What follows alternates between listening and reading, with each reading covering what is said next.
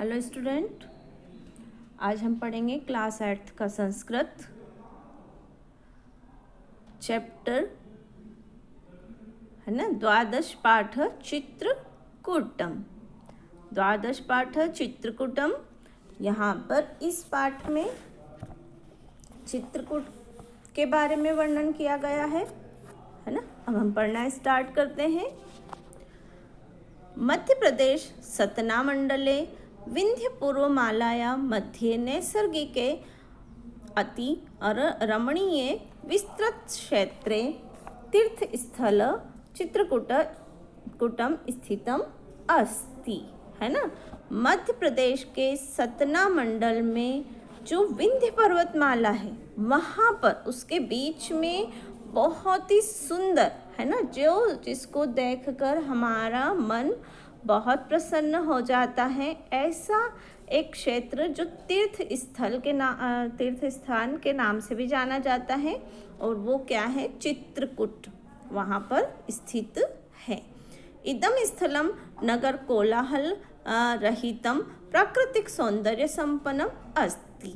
अब ये जो स्थान है ये नगर के कोलाहल से दूर है ना। यहाँ कोई कोलाहल नहीं है, तो यहाँ बिल्कुल शांति है ना।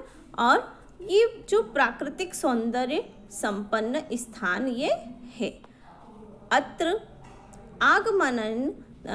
आगमनेन दर्शनेन च सहजतया आनंदानुभूति जायते। यहाँ जब हम जाते हैं, है ना, यहाँ आकर सभी को क्या होता है, यहाँ आते हैं दर्शन करते हैं तो सभी को सहज ही क्या हो जाती, आनंद की अनुभूति हो जाती है। चित्रकूटे सघनानि वनानि सन्ति। चित्रकूट में बहुत ज़्यादा क्या है, बहुत ही वन है, गहरे गहरे घने घने। अत्र कल नाद पूरिता निर्झरा अपि वर्तन्ते। यहाँ पर कल कल का नाद करती हुई, कल कल की आवाज़ कहाँ से आती? निर्झरा। निर्झरा मीन्स जो झरने हैं, है ना, नदी है, उसकी आवाज़ यहाँ पर आती है। सर्वत्र हरितिमा राजते, सभी दूर हरियाली है। चित्रकूटस्य धार्मिकम सांस्कृतिकम नैसर्गिकम अपि महत्वम विद्यते। चित्रकूट का धार्मिक, सांस्कृतिक और नैसर्गिक महत्व भी है। कथ्यते यत् भगवान रामचंद्र वनवास काले सीता लक्ष्मणाभ्याम सह 11 वर्षाणि यावत् चित्रकूटे एक एव निवासम कृतवान।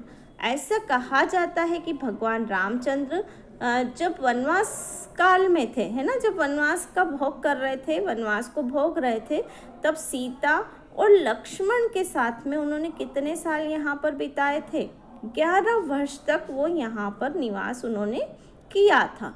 महर्षि अत्रि साध्वी अनुसुया च अत्रैव तपस्यां कृत्वा आत्मज्ञानम अलभेताम। महर्षि अत्रि और साध्वी अनुसुया ने भी यहाँ पर तपस्या करके आत्मज्ञान को प्राप्त किया, चित्रकूट में रहते हुए, है ना।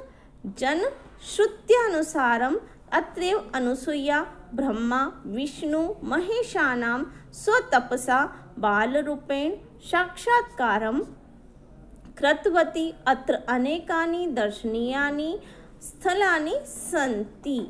यहाँ पर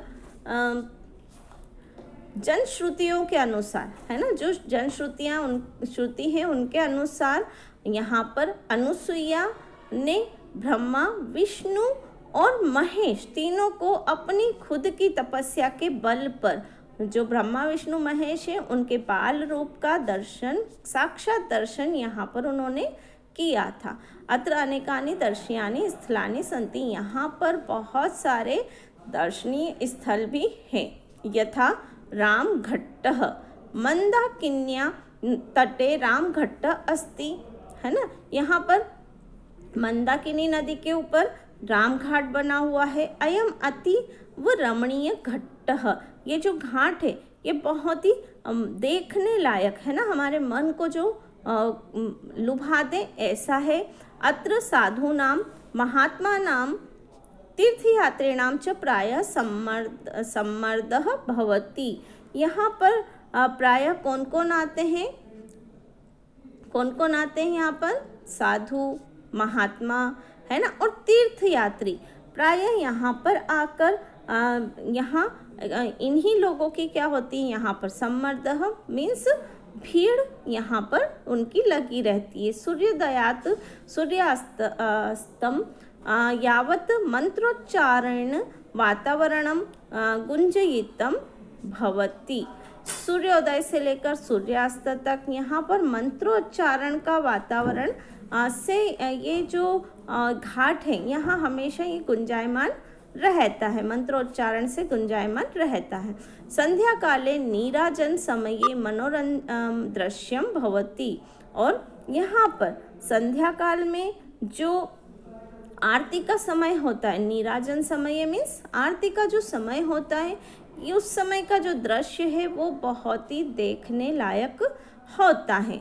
अत्र नौका विहारस्य आनंदः अपि यात्री भी लभ्यते। यहाँ पर नौका विहार का आनंद भी यात्री प्राप्त करते हैं। अब हम पढ़ेंगे कामदगिरी। यहाँ पर ही कामदगिरी स्थान है चित्रकूट में। कामदगिरी स्थलस्य धार्मिकं महत्वं लोक प्रसिद्धम। कामदगिरी स्थान का धार्मिक महत्व लोक में प्रसिद्ध है। एतत् स्थल छादितम अस्ति। और ये जो स्थान है ये भी पूरा हरियाली से भरा हुआ है। अत्र श्रद्धालवः भगवतः रामस्य प्रतीक स्वरूपम चरण चिन्हम पूजयन्ति। यहाँ पर जो श्रद्धालु आते हैं वो भगवान राम के प्रतीक स्वरूप जो चरण चिन्ह यहाँ पर हैं उनकी पूजा करते हैं। मान्यता अस्ति यद भरतः अयोध्यावासी भी सह रामं पुनः अयोध्याम आनेतुम अत्रैव प्रार्थितवान। और ऐसा मान्यता है कि भरत भी अयोध्यावासियों के साथ में यहाँ पर राम को पुनः अयोध्या के लिए लेने आए थे, है ना, प्रार्थना करने आए थे।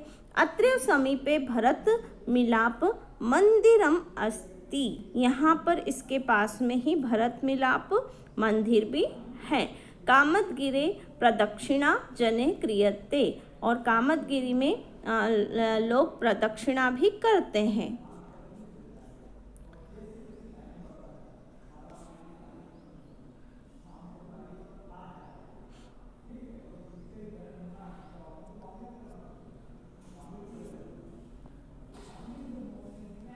जानकी कुंडम। अब हम पढ़ेंगे यहीं पर चित्रकूट में ही जानकी कुंडम के बारे में। राम घट्टात नाति दूरम एवं जानकी कुंडम अस्ति। राम घाट से बहुत दूर नहीं है ना, थोड़ी सी ही दूरी पर यहाँ पर क्या है? जानकी कुंडम है। तत्र नौकया अपि गंतुम शक्यते। और वहाँ पर भी वहाँ क्या है? नौका भी जाती है ना, नाव से भी वहाँ जाया जा सकता है। अत्र मंदाकिन्या शांतम जलम अतीत स्मृति पूरितम एव स्थिर भाति। यहाँ पर मंदाकिनी नदी का जो जल है ना, बहुत ही शांत यहाँ पर है, बहुत ज़्यादा हलचल उसमें नहीं है और ये बहुत ही अतीत स्मृति पूरित एवं स्थिर भाति। ऐसा लगता है कि ये अपने अतीत की जो स्मृति है, अतीत की स्मृति मीन्स राम और सीता जब यहाँ रहे थे उनकी स्मृति में ये पूरा क्या हो गया? स्थिर हो गया है। वनवासे सीता अत्र स्नानम करोति स्म। वनवास के समय सीता इस नदी में स्नान करती थी। एतस्य नाम जानकी कुंडम इति प्रसिद्धम। और इसीलिए इसका नाम ये जो कुंड है इसका नाम जानकी कुंड के नाम से भी प्रसिद्ध ये कुंड है। अनुसुयाश्रम सघन वन मध्य अनुसुयाश्रम विद्यते। यहाँ पर जो बहुत ही घना जो वन है उसके बीच में अनुसुया आश्रम भी है। अत्र पक्षिणाम कलरव निर्झर झरझर ध्वनि शीतल वायु च मनांसी रंजयंती। यहाँ पर पक्षियों के कल कल करने की आवाज़ आती है ना, जल की ध्वनि यहाँ पर गूंजती है, और जो शीतल वायु है वो हमारे मन को बहुत ही शीतलता प्रदान करती है। मंदाकिन्या उद्गम स्थलम एतद् देव, और मंदाकिनी नदी का उद्गम स्थल भी यही है। अत्र ब्रह्मा विष्णु महेशास्त्री अनुसुयादयः तपस्यान अकुर्वम। यहाँ पर अनुसुया ने ब्रह्मा विष्णु और महेश को प्राप्त करने के लिए तपस्या की थी, उनके दर्शन करने के लिए। स्फटिक शिला, अब स्फटिक शिला जानकी कुंडल समीपे एव विशाल शिला दर्शनीय वर्तते। जानकी कुंडल के पास में ही एक बहुत ही विशाल शिला जो देखने लायक है। अत्रैव जयन्तः काकरूपेण सीताचरणे चक्षु प्रहारम कृतवान आसीत् इति प्रसिद्धम। यहाँ पर जो जयंत है ना, जयंत काकरूपेण सीताचरण, जो जयंत थे उन्होंने काक कौवे के रूप में सीता के चरण पर अपनी चोंच से प्रहार किया था, है ना, उनके दर्शन करने के लिए।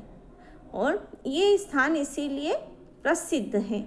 गुप्त गोदावरी चित्रकूटः पंचकोश दूरम नयना अभिराम सौंदर्ययुक्तम गुप्त गोदावरी स्थलम वर्तते। चित्रकूट से कितने किलोमीटर दूर?